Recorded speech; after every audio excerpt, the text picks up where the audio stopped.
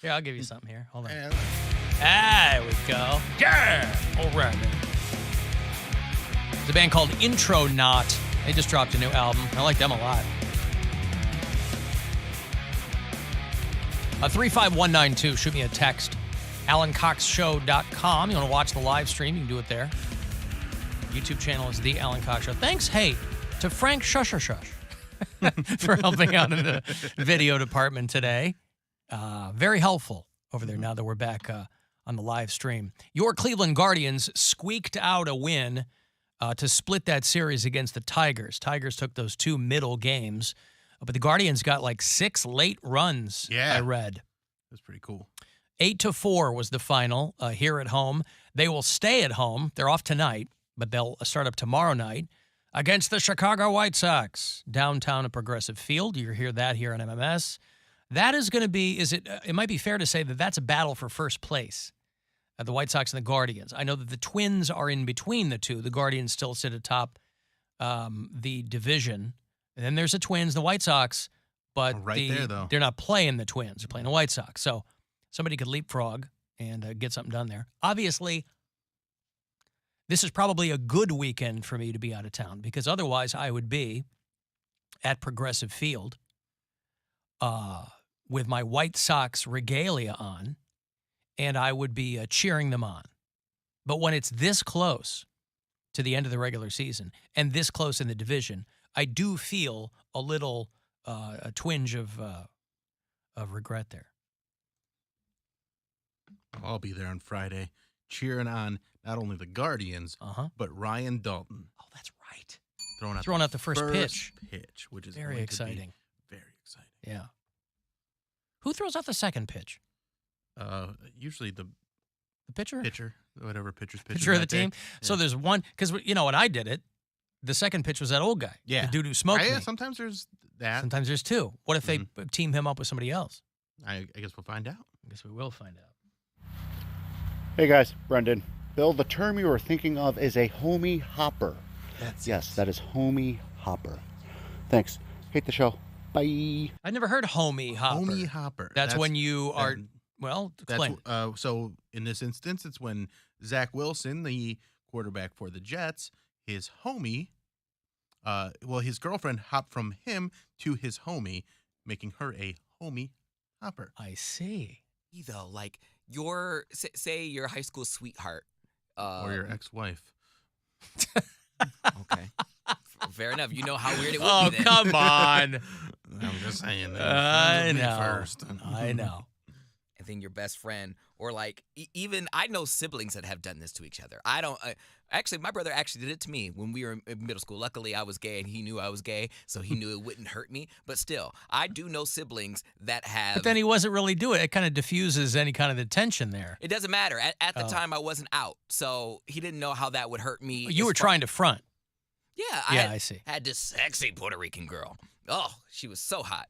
I mean, is there any other kind, really? And she liked me. She took a liking to me. I told you, girls loved me for whatever reason. Maybe they saw me. They knew you were gay too. No, she wanted to smash. I would also she did. like to point out that when he C-blocked me, 2 sexy Puerto Rican girls. Oh, that sucks. You didn't say there was 2 sexy Puerto Rican girls. Oh. You C-blocked me from a threesome, Bill, and they were both Had you Puerto just Rican. told me I had these 2 sexy Puerto Rican girls, I would have been like, oh, bro. Okay, I'll leave it alone. He would I was not hanging out with you guys for a reason. I said, hey, You could have just said 2 sexy Puerto Ricans. I and told left you it guys alone. I had people coming over. I thought they was just white chicks. Why does that matter? Because it does. I wouldn't block a Puerto Rican. Are you nuts? Oh, come on. Are you nuts? The key is to try and play it cool. That's when deep voice Poundcake knocks on your door. That's what you're going to get. And it was also my graduation You didn't even party. take your own advice. You said the key is to party play. was over. I was having a whole separate party. My after party was great. Then And it's you the ruined it. hotel lobby. Yeah. I don't even know if that hotel is still alive. I want to go return to the scene of the crime. What hotel is that? I don't Man, know. I don't even know. It was one of those hotels where It was like a Quality Inn, but like the U and the L was missing. I was gonna say like the letters were just hanging off the building, and you can see where they used to be. It's the Al Qaeda Inn over there. Oh, this wasn't the Aloft downtown. No, this was like the Aloft downtown was the one where I invited a girl to a threesome, and it ended up being my ex-girlfriend. Right. Wishes it was a Puerto Where Rican. she catfished you. Yeah. If she was a Puerto Rican, I'd be dead right now. Wow. You know, this was at a hotel No. that was bought by another hotel that was bought by another hotel and then forgot about. And rooms were like, what, Bill? I don't know, $50 $60 like $50 a night on a Saturday. This is how bad it was. When we The went vacancy sign is always Yeah. lit. we wanted to go to the And I was trying to find another hotel to stay in that was near that one, but there weren't any options. No, it was by Midway Mall, which Yeah. isn't even a mall anymore. Where is that? Illyria. Illyria. In Illyria. I love that. Oh, it was so great. Yes, I love that hotel. You read that article about your girl Wendy Williams? About her being married to a police officer or what? No, about they had to repeatedly keep telling her that she had been canceled and she just wasn't getting it. That's Because what they say, though. she's having a hard time with some things. They were like, the people who were at the production company were like, we kept telling her that because she had been gone, there'd been this back and forth over her health and that the show, they wanted to move on to something else. And that the company that distributed her show said they had to have multiple conversations with her to tell her that the show was being canceled. It was the 13th season. It should have been on a long time. And all of a sudden she was gone a lot because she had these health issues and whatever. And they were like, look, we haven't heard from you. We had to make a decision. She wasn't calling them back. And so they kept kind of kicking that can down the road. And then they went and they got Sherry Shepherd. They had kind of revolving guests for a while, people who watch that show. And then they got Sherry Shepherd. She jumped ship from The View. I think that's the show she was on. And they were like, Wendy Williams, she couldn't seem to comprehend what was going on.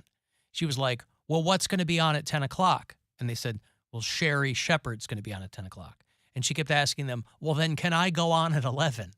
And they're like, no, you're done. We just wanted to make sure that you were okay, you know. I don't believe these people. They messing with Wendy. They messing with her money. Yeah, but now, no matter how big of a deal you are, you can't just like go away for 9 months and then come back and go, all right, ready to do this. People do it all the time. Who? If you're sick. Yeah, if you're sick, but you also can't, I mean, it doesn't sound like she was calling people back. I mean, if you're sick and you're laid up in the bed, I don't know if you have a set schedule where you have calling hours. All I know is... But you're also not working an office job. If you're sick and you're on television, I understand. like they've got to move on. I right? And you also are not showing that you are healthy enough to do that show again. Like if she came back They're and she's like, falling over on I'm camera. all good. I can go get back to this because she still has an audience. She still has a following.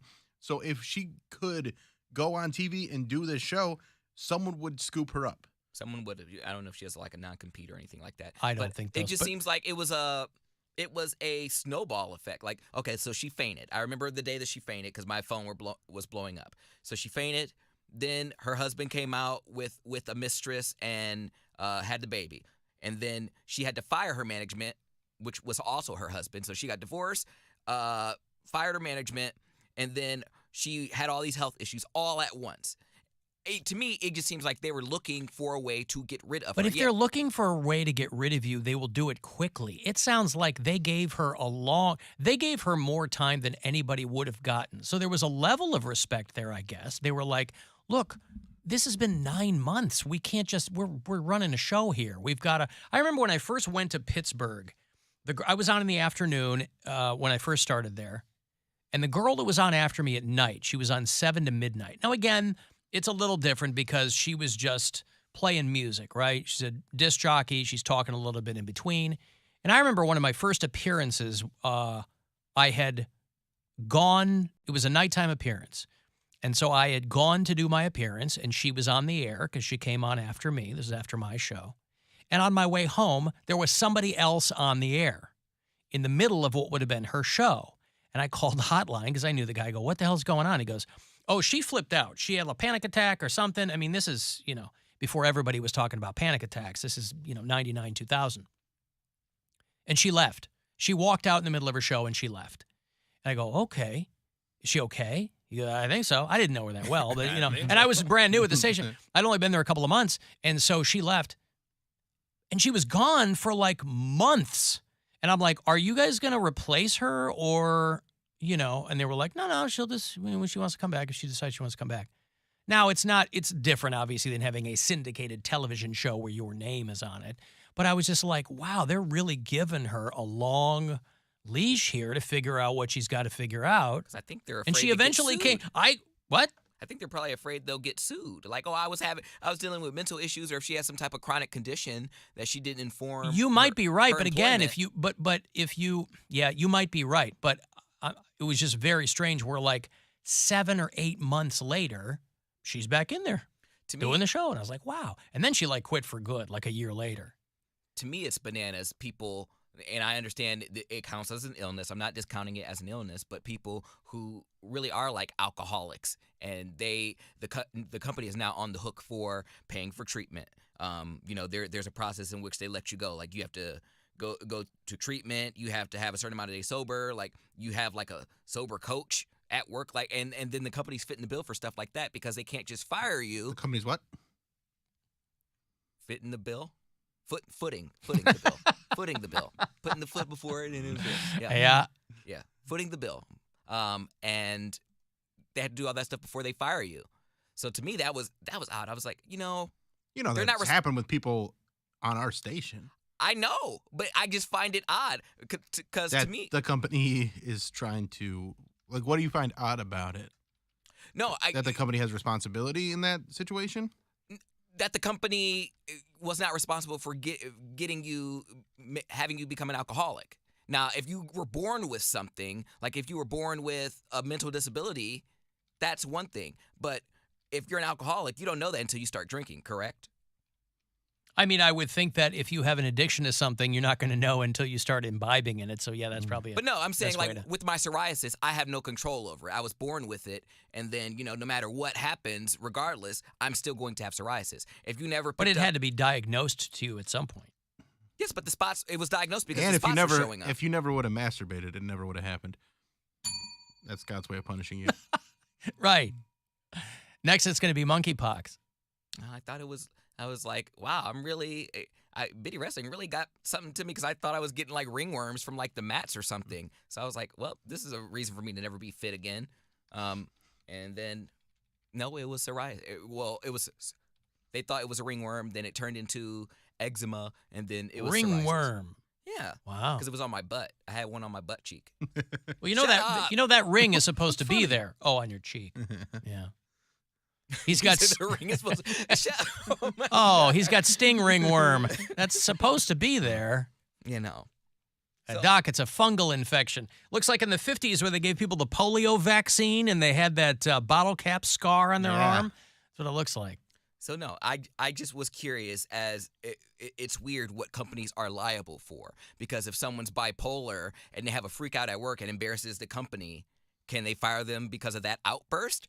Or do they have to, he's bipolar, you have to, well, I wean him off? I think these days there have to be some accommodations made. Mm-hmm. But you will get to the point with any company where they're just like, if you can no longer perform the duties of your job, that's cause for dismissal for anybody. And you can sue, but the fallback position for any company is going to be like, look, we gave them a couple of months or whatever, but we need someone to do that job. I'm not going to sue, just pay for my health insurance. But that's why. Go away. But that's another argument for universal health insurance, because it shouldn't fall on the employer to be helping someone through these situations, in my opinion. I think that there should be a health system in place, so if people need help with these things, they can get it. It shouldn't be tied to your job. Exactly. There's a lot of people who keep a job they hate because they have benefits. Yeah. And it shouldn't be like that. So question. So for someone like me, could I double up because I have 2 jobs? So I'm like, all right, so iHeart, y'all responsible for this. You get 1 leg of my psoriasis. Well, where do you get your health insurance from? 1 leg. But you don't have benefits with both companies.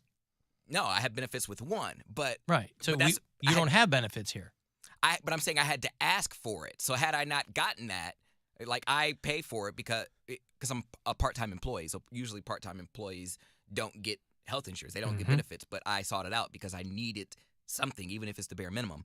But I'm just saying, if I didn't have that, then where would it go? Is there tiers of responsibility? Because But that's, You're going to be that's- crying tears of responsibility. That's a situation where if you're a part-time employee, it usually doesn't even fall onto the employer. y'all partly liable. But there are He's just our looking. company's different though. He's looking for somebody to fit the bill. Yeah, to fit the bill.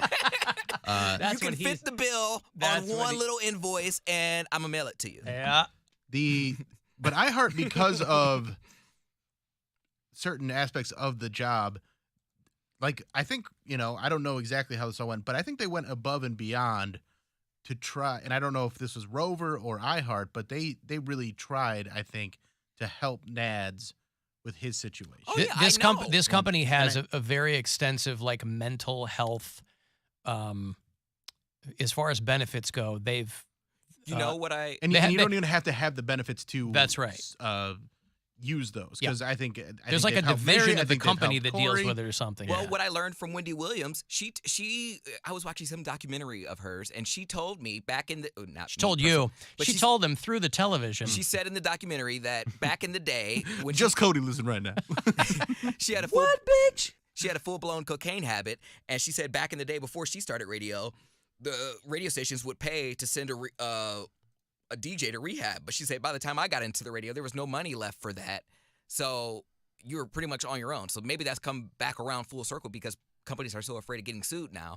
But she said, yeah, they would legit send you to rehab because if you were like a premier talent that they were Radio, kicking out a lot of money for, yes. it if was you were sex, somebody- drugs, and rock and roll. Well, and back then it was like record label guys bringing you the cocaine, so it was all kind of an internal thing. But Yeah, so that goes back to, did the company facilitate your illness? that's right. Okay. Yeah. So if I'm stressed out, I'm like, I wasn't so stressed till I started working here. Listen, man. For me, the golden rule of showbiz is always don't get sick. Don't. It's been ingrained in my head, and I'm old, and I've been doing this a Always long don't time. get sick. But those old school rules, man, I still have those in my head. Don't get sick, because they will find somebody to replace you. Who And did- sometimes you can't help that, but what? Mickey Mantle replaced who?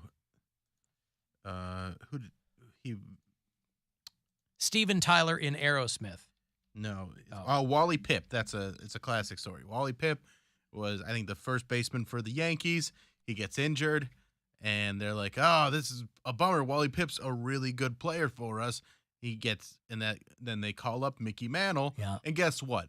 Wally Pipp didn't get his job back. Right. Nobody remembered who Wally Pipp was because Mickey Mantle I've was heard so that good. story a dozen times, and I keep forgetting his name. Yeah. He played for the Reds back in the day Yeah, and Yankees. and Yankees.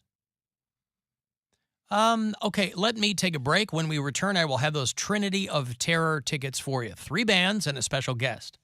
Ice Nine Kills, Black Veil Brides, Motionless in White, and We Came as Romans. It all goes down across town at Jacobs Pavilion, September 7th. So if you want to go see that, I'll hook you up when we return. 35192 and a text for something, and we'll be back. It's the Alan Cox Show. Everywhere on our free iHeartRadio app. Or whatever smart device you have. Just tell it to play the Alan Cox Show.